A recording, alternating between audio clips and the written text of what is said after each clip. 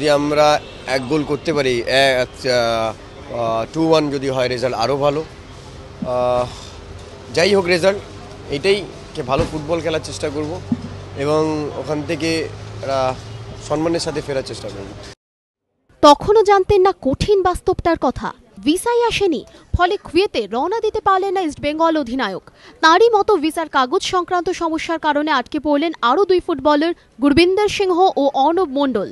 তাই 3 জনকে রেখেই রওনা দিতে হলো দলের বাকি সদস্যদের। দলের সঙ্গে যেতে না পারায় দৃশ্যতই হতাশ লাল হলুদ অধিনায়ক। বললেন, দলের সঙ্গে কুয়েতে যেতে না পারাটা বড় ক্ষতি। সেক্ষেত্রে রবিবার রওনা হলেও ওদেশের পরিবেশের সঙ্গে মানিয়ে নেওয়ার জন্য মাত্র একদিন সময় পাবেন তাঁরা। কেননা কুয়েত এসসির সঙ্গে ম্যাচ 1 অক্টোবর, সেটাই চিন্তায় রেখেছে তাঁদের।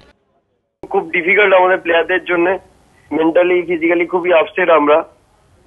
তোমার কালকে রাত্রে ফ্লাইট, 30 তারিখ পৌঁছাবো ভোরবেলা, মানে লাইক 3টে 3:30 সময়। আবার আমাদের 1 তারিখ ম্যাচ খেলতে হবে। জেট ল্যাগ কাটাতে অ্যাটলিস্ট 12 ঘন্টা লাগে।